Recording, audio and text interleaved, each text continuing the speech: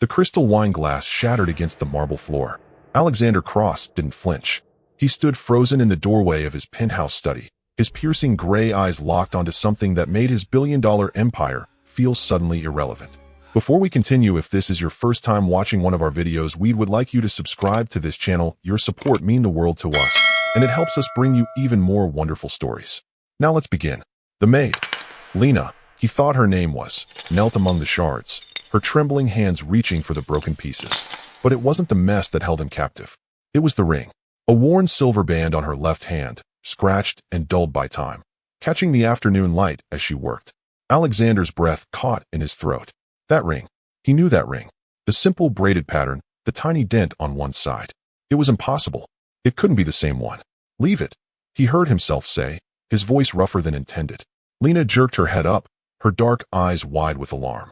She immediately pulled her hand back, tucking it behind her apron. I'm sorry, Mr. Cross. I'll clean this up right away. And your hand, Alexander interrupted, taking a step forward. His heart hammered against his ribs in a way it hadn't since his first board meeting. Let me see your hand. Color drained from Lina's face. She stood quickly, too quickly, and backed toward the door. It's nothing, sir. I should get the cleaning supplies. But Alexander was already moving, crossing the distance between them with the same decisive stride that made investors nervous and competitors retreat. He stopped just close enough to make her look up at him, close enough to see the panic flashing across her delicate features. That ring, he said quietly, dangerously. Where did you get it? Lina's fingers closed protectively over it. For just a moment, something flickered in her eyes. Recognition? Memory? Then it was gone, replaced by the blank, subservient expression she always wore. It was my mother's, sir. It's just sentimental. A lie. Alexander knew lies. He'd built his fortune on reading people, on knowing when someone was hiding something. But more than that, he knew this ring. He'd held it once, 23 years ago, when he was a starving orphan boy who'd promised a crying girl that someday, when he was rich, he would marry her. The memory hit him like a physical blow.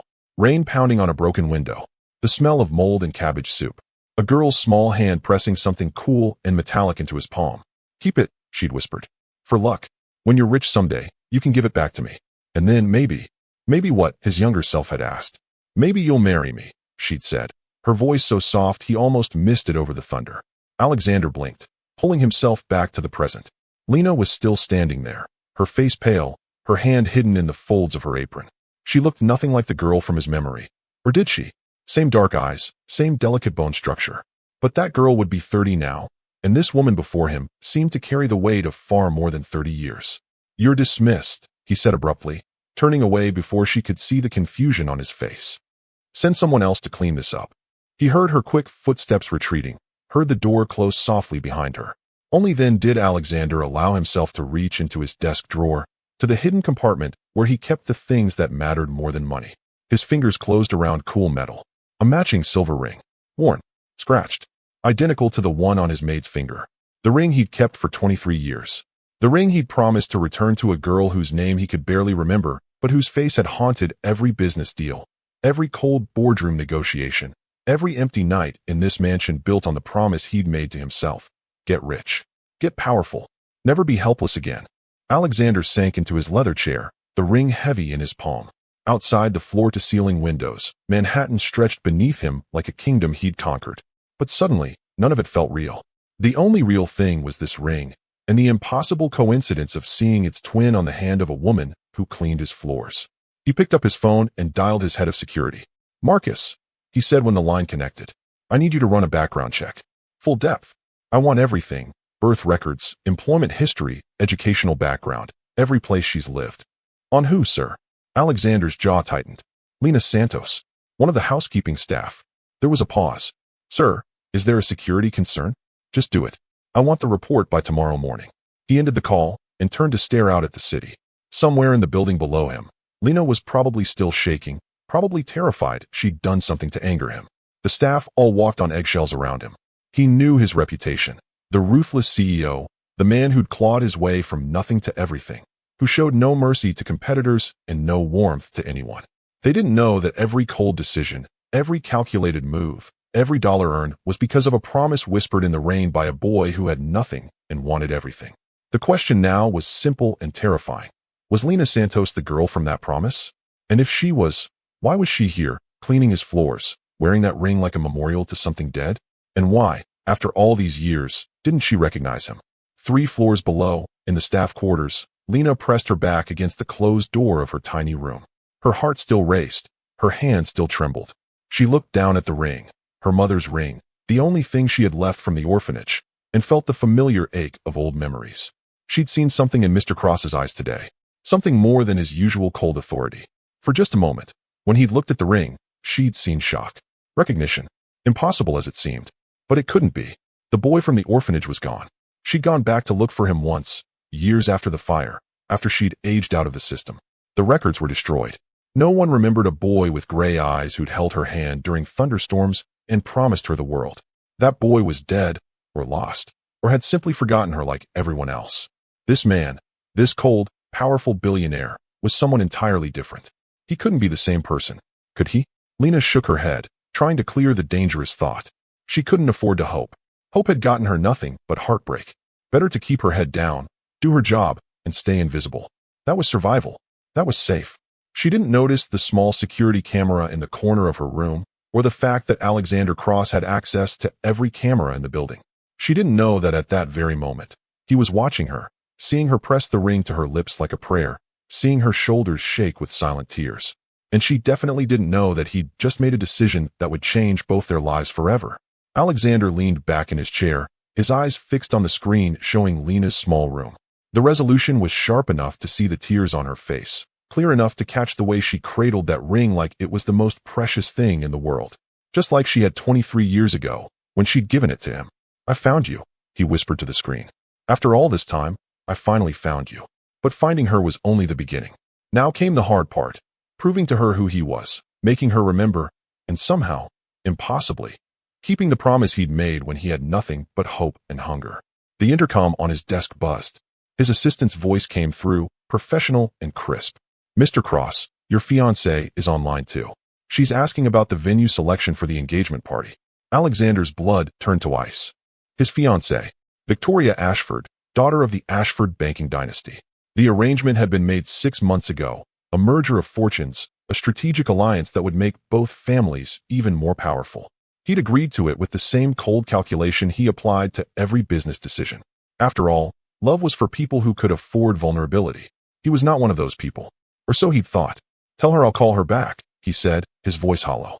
He looked at the ring in his hand, then at the screen showing Lina, then at the framed photo on his desk. Victoria's perfect smile, her diamonds glittering, everything about her polished and appropriate and utterly soulless.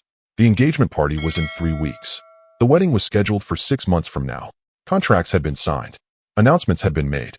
And now, here was Lina, the girl from his past, the promise he'd buried under decades of ambition, wearing his ring and cleaning his floors and not even knowing who he was. Alexander stood abruptly, his decision made with the same swift certainty that had built his empire. "Cancel my afternoon meetings," he told his assistant through the intercom. "All of them, sir. You have the board presentation at 3, and the investors from Hong Kong are. Cancel everything." "And Marcus?" "Yes, sir. Expedite that background check. I don't want to wait until tomorrow. I want it today. I want it in 2 hours." He would know the truth by sunset. And once he knew, once he was certain, well, Alexander Cross hadn't become a billionaire by backing down from impossible situations. If Lina Santos was the girl from his past, if she was the one who'd given him that ring and that promise, then everything else, the engagement, the merger, the carefully constructed future he'd planned, would have to be destroyed. Some promises, he was beginning to realize, were worth more than empires, even if keeping them meant burning everything else to the ground. 2 hours felt like 2 years. Alexander tried to work, tried to focus on the merger documents spread across his desk, but his eyes kept drifting to the security monitor. Lina had left her room and was now in the West Wing, methodically dusting the artwork he'd purchased at auction last month. A Monet worth $8 million. She cleaned it with the same careful attention she gave to everything, her movements economical and precise. She'd always been like that, even as a child. Careful, thorough, kind. The memory came unbidden, Lina dividing her meager dinner portions to share with him, making sure he got the bigger half. Lina standing between him and the older boys who liked to steal from the younger kids. Lina's small hand finding his under the threadbare blanket during storms. "You're not alone," she used to whisper. "As long as we're together, we're not alone." His intercom buzzed, jolting him from the past. Mr. Cross, Marcus is here with your report. Send him in. Marcus entered with a tablet and a manila folder, his expression unreadable. He'd been Alexander's head of security for 8 years, former Secret Service, and nothing rattled him. But something in the way he held that folder suggested this was different. You found something, Alexander said. It wasn't a question. Yes, sir. You're going to want to sit down for this. I'm already sitting. Talk. Marcus set the folder on the desk, but didn't open it yet. Lina Maria Santos. Born April 15, 1996. Mother died in childbirth. Father unknown. Entered the New York Child Services system at age 2. Placed at. He paused, his eyes meeting Alexander's. St. Catherine's Home for Children. The air left Alexander's lungs. St. Catherine's. The orphanage that burned down 23 years ago. The orphanage where he'd spent 7 years of his childhood before being transferred to a group home in Brooklyn. The orphanage where he'd met her. Continue, he managed. She was there from 1998 to 2009.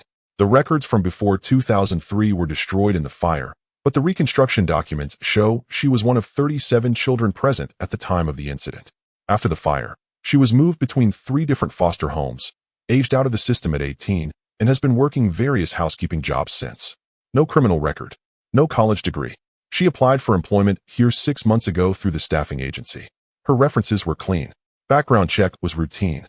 6 months ago. She'd been here for 6 months, and he'd never noticed her. Too busy with his empire, too focused on his next deal, too certain that the past was dead and buried. What about family? Friends? Anyone from her childhood? Marcus shook his head. She appears to be alone, sir. No close relationships documented. She lives in staff housing, sends most of her paycheck to a children's charity, and keeps to herself. Alexander picked up the folder, his hands steadier than they should have been. Inside were photocopies of documents, a few grainy photos from her identification cards over the years, a timeline of her life that read like a catalog of missed chances and quiet suffering. And then he saw it. A photograph, small and faded, tucked into the back of the folder. A child's school picture, probably from before the fire. A little girl with dark eyes and a shy smile, wearing a dress that was clearly too big for her. But it was the note clipped to the photo that made his heart stop. Found in her personal effects during the routine security screening. She keeps this in a locket she wears under her uniform. Alexander turned the photo over. On the back, in a child's careful handwriting. Lina and Alex. Best friends forever. 2002. His vision blurred. He set the photo down carefully, precisely, as if it might shatter like the wine glass had shattered. Sir. Marcus's voice came from far away. Are you all right? Get out. I beg your pardon. Get out. Take the file. Don't discuss this with anyone. Consider it classified. Marcus hesitated only a moment before nodding. Understood, sir. The door closed.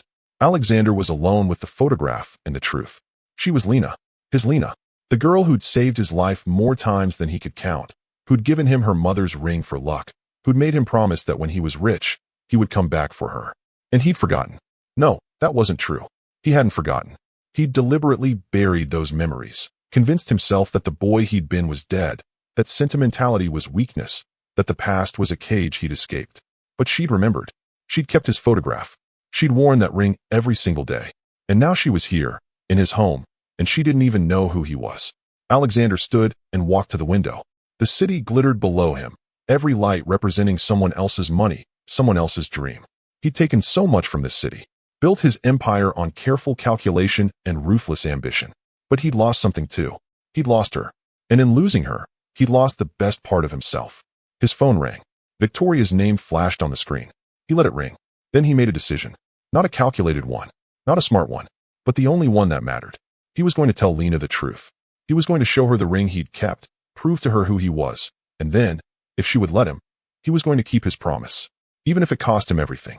The question was how to approach her without scaring her away. She was skittish around him, intimidated by his wealth and power. If he came at her too directly, she might run, might think he was playing some cruel game. He needed time. He needed to be sure. And he needed to give her reasons to stay long enough to hear the truth. Alexander picked up his phone and called his household manager. Mrs. Chun, I need to make some staffing changes. Effective immediately, Lina Santos is being reassigned. She'll be working exclusively on the top floor, my personal quarters and office. No other staff members are to have access to these areas during her shifts. Sir, is there a problem with? No problem. Just a preference. See that it's done. He ended the call and returned to the window. Somewhere below, Lina was still cleaning, still invisible, still believing she was alone in the world. But not for much longer. Alexander Cross had made many promises in his life. He'd broken most of them, but not this one. Never this one. Even if keeping it meant confronting the boy he'd tried to bury. Even if it meant admitting that all his success, all his power, all his carefully constructed armor had been built on a foundation of loss and regret. He pulled out his own ring, the twin to hers, and slipped it onto his finger for the first time in 23 years. It still fit perfectly. "I'm coming for you," he whispered to the city, to the past, to the promise. Just like I said I would. And in her small room, Lina Santos pressed her own ring to her lips and wished, as she did every night, that the boy from her memories was somewhere out there, happy and safe. She had no idea that he was 3 floors above her, planning to turn her entire world upside down. She had no idea that the cold, ruthless billionaire she feared was the same starving boy who'd once held her hand in the dark and sworn he'd never leave her behind. But she would know soon, very soon, and when she did, nothing would ever be the same again. The next morning, Lina received her new assignment with mounting dread. The top floor, Mr. Cross's personal quarters. She'd heard the rumors about what happened to staff who worked too closely with him, sudden dismissals, impossible standards, the cold fury that made grown men stammer. But she had no choice. Bills didn't pay themselves, and jobs like this were hard to find without references or education. So she gathered her cleaning supplies and took the private elevator to the top floor, her heart hammering the entire way up. The doors opened to reveal a space that took her breath away. Floor-to-ceiling windows wrapped around 3 sides, offering a view of Manhattan that made her dizzy. The furnishings were minimalist but clearly expensive, everything sleek lines and dark leather and sharp edges. It looked nothing like a home. It looked like a fortress. "Good morning." Lina spun around so fast, she nearly dropped her supply caddy. Alexander Cross stood in the doorway of what appeared to be his bedroom, wearing dark slacks and a white shirt with the sleeves rolled up. She'd never seen him anything less than perfectly formal before. The casual appearance somehow made him more intimidating, not less. "Good morning, Mr. Cross," she managed, lowering her eyes. "Mrs. Chun said you wanted." "I wanted someone I could trust up here," he interrupted, moving into the room with that predatory grace she'd noticed before. "Someone quiet. Someone who doesn't gossip with the other staff." "I don't gossip, sir." "I know." He moved to the windows, his back to her. "That's why you're here." Lina didn't know what to say to that, so she said nothing. She began her work, starting with the bookshelf that lined one wall. As she dusted, she couldn't help but notice the titles: philosophy, history, poetry. Not what she'd expected from a ruthless businessman. "Do you read, Lina?" The question startled her. He'd never asked her anything personal before. None of the family ever had. "When I can, sir. The library has." "The library?" He turned, his expression unreadable. "You don't own books?" She felt her face heat with embarrassment. "Books are expensive, sir."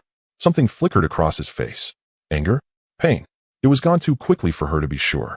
"There's a first edition Dickens on the 3rd shelf," he said quietly. "Great Expectations.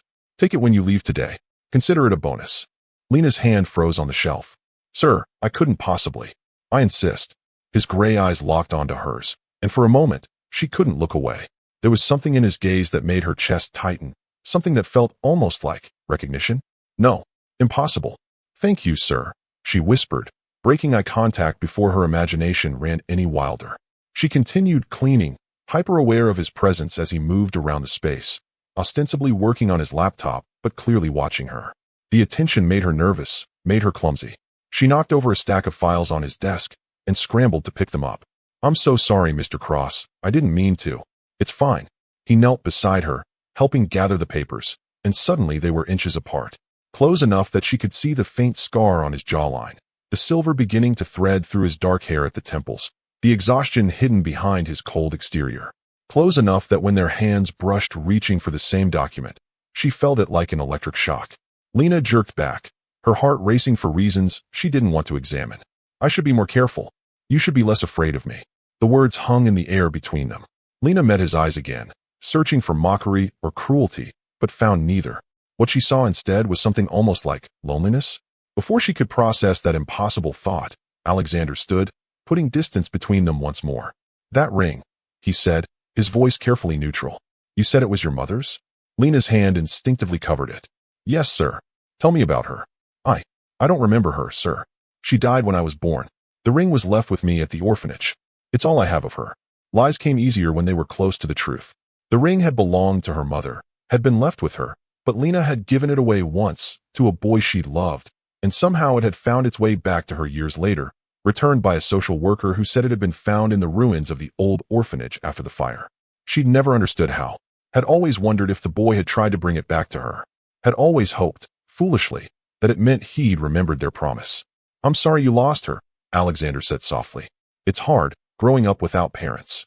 Something in his tone made her look up.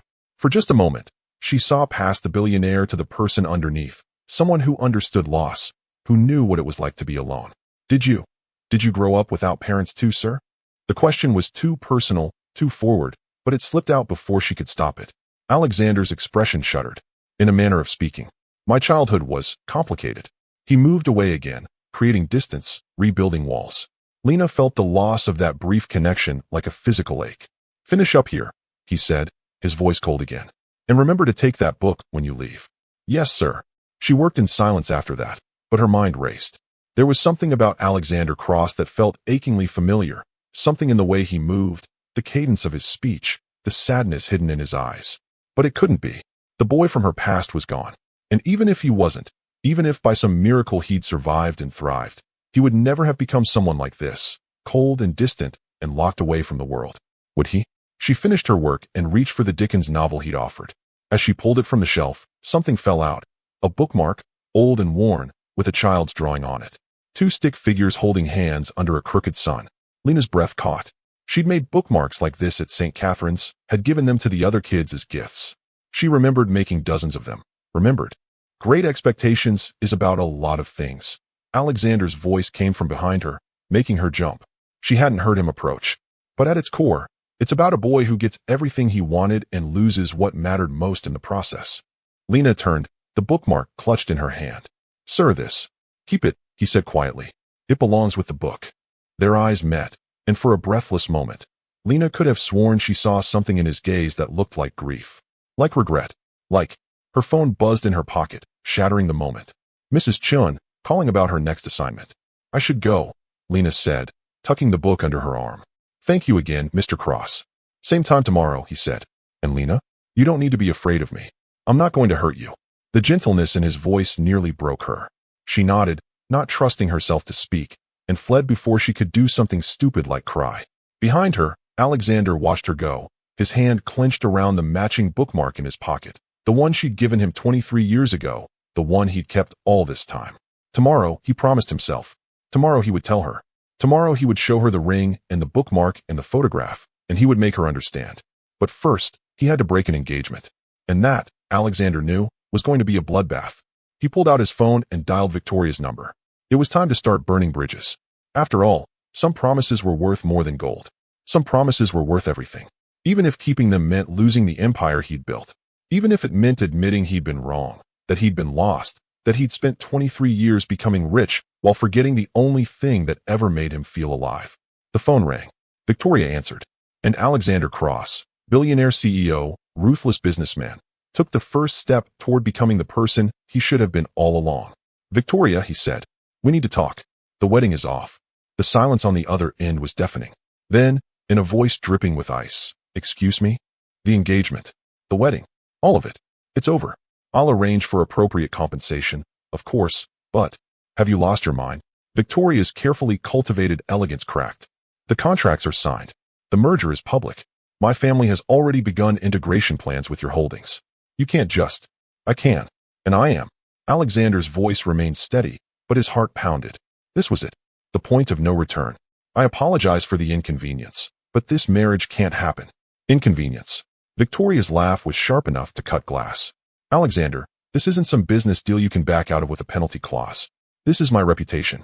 My family's legacy. If you think I'm going to quietly accept." "I don't think that at all," he interrupted. "I expect this to be messy. I expect lawyers and lawsuits and negative press. I'm prepared for all of it."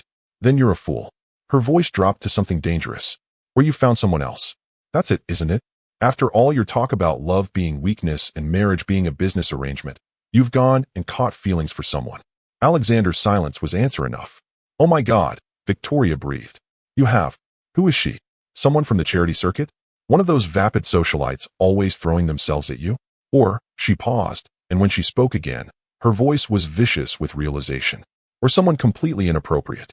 Someone who would make this even more scandalous." "Tell me I'm wrong, Alexander." Tell me you're not throwing away billions for some. Careful, Alexander warned, his voice dropping to a lethal quiet.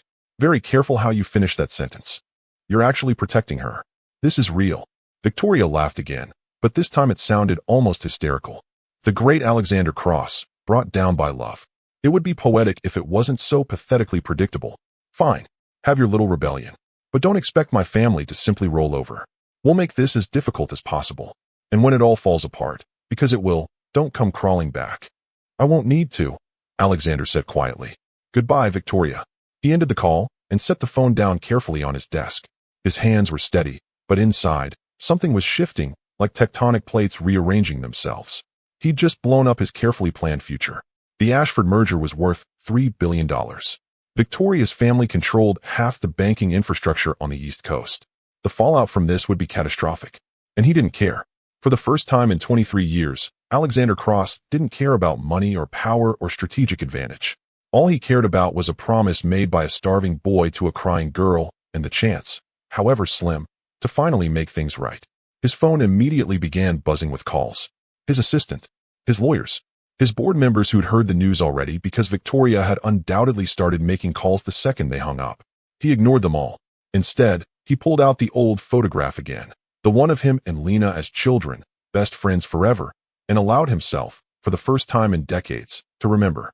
The memories came in fragments, sharp and painful. Lina's small hand slipping into his during the thunderstorm. Her whisper, "I'm scared, Alex."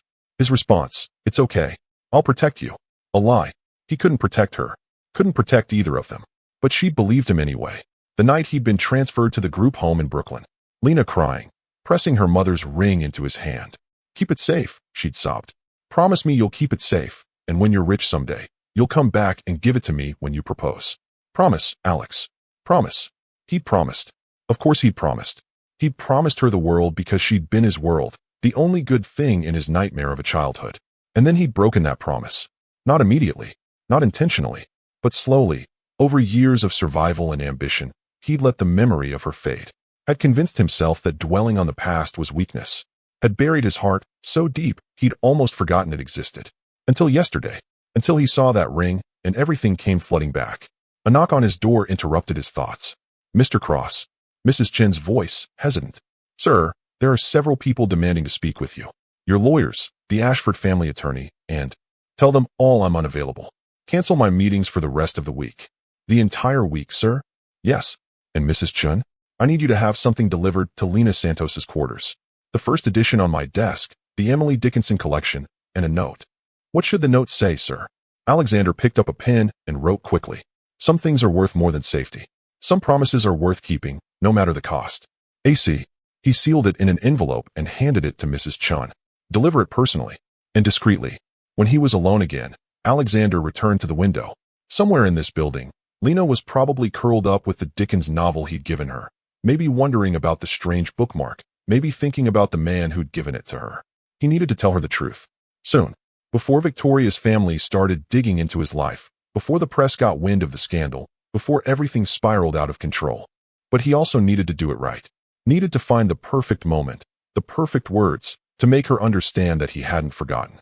That he'd never really forgotten. That every dollar he'd earned, every company he'd built, every cold decision he'd made had been because of her, because of a promise he'd made when promises were all he had.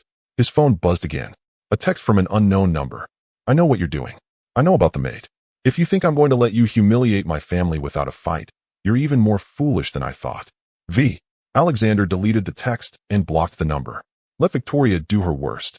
Let the whole world come after him. It didn't matter. The only thing that mattered was 3 floors below, probably falling asleep with his book and his bookmark and no idea that her entire world was about to change. "Hold on, Lina," he whispered to the night. "Just a little longer. I'm finally coming back for you." And with that, Alexander Cross, the man who'd built an empire on calculated risks and cold logic, made the most reckless decision of his life. He decided to bet everything on love. If you found this story captivating and want to see more interesting stories, make sure to subscribe to the channel. Drop a comment below, and if this story touched your heart, hit that like button. Your support helps me bring you more emotional stories like this one. Remember, sometimes the greatest fortunes aren't measured in dollars. They're measured in promises kept and love remembered. See you in the next